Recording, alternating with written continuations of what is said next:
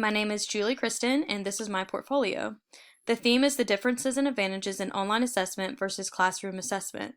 By reflecting on my most current experiences that are almost all online assessments and then completing a more traditional observational checklist assessment for this course, I was able to reevaluate the importance of balancing various types of assessments. My portfolio also emphasizes the advantages of online assessments that have been further validated by journal articles. Additionally, regardless if the assessment is online or in the classroom, I must remember that assessments must align with the standards. My first artifact is the observational checklist to measure student behaviors and their ability to communicate in small reading groups.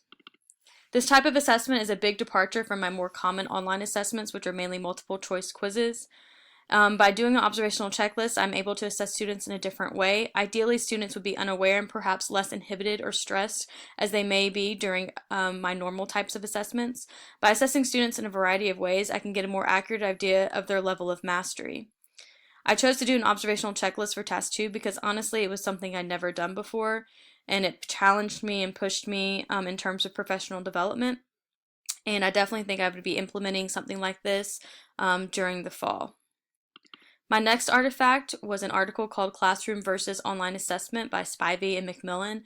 The authors examined students' efforts and performance using online versus traditional classroom testing procedures.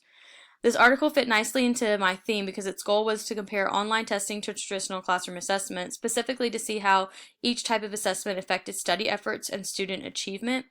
The results of the study showed that while effort and performance did not significantly change, there was a definite positive correlation between study efforts and student achievement. The study's results further implied that factors like scheduling and the student's ability to concentrate can improve study efforts, which could subsequently improve student achievement. So the researchers therefore encourage educators to use online testing because there's an obvious advantage to improve study habits when there's the flexibility and convenience there like there is in online instruction and in online assessments. Furthermore, the article also validates my own experiences of many advantages of online assessments, including detailed monitoring of students during and after exams, and more accurate feedback to improve future class content assignments, etc. Lastly, the researchers emphasized that online assessments open up more options and include a variety of ways to give immediate feedback to individual students. A teacher can never grade and give immediate feedback to 150 students within seconds of them completing their assessments, like we can do in online assessments. Undoubtedly, online has more advantages than disadvantages, according to this article and my own personal experiences as both a student and teacher of online instruction and assessments. Lastly, my artifact 3 is my reflection on my experience with assessments recently, and again, that focuses all on online. And two peers' quotes that stuck out to me are the following. In general, I see assessment as a positive thing when done correctly. If a teacher is assessing students in the right ways, then they will seldom notice that they are being assessed. And secondly, in my head, I go back and forth with the idea of mastery education. Rather than assigning a student a grade, grading them on whether or not they have mastered the content. So after reflecting on my personal experiences of online assessments, it really made me think about traditional exams and quizzes.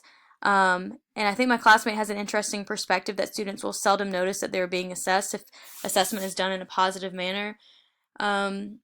Regardless of the advantages of online testing, I think it is important to also do some assessments where the students may be observed in a variety of ways so that they might not know and might not feel as stressed, just like in my observational checklist. And furthermore, assessment should not just be for grades and right and wrong answers all the time. Rather, it should be a combination of more traditional assessments, whether online or not, and other types of assessments where teachers can do things like observe the mastery of the students. Teachers could assess performances, speeches, and even small group discussions, as you will see in my last reflection. Reading others' experiences that are similar and different than my own really helped me consider how to improve my own assessment strategies. And here is my last reflection in the essay. As both a teacher and a student of online and classroom instruction, I kind of consider myself somewhat of an expert in the field of educational assessments, but this class made me realize that we can never quit growing and learning and evolving.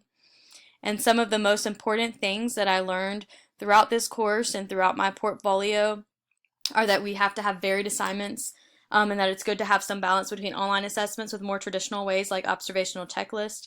In general, online assignments seem to have more benefits for both the educator and the student.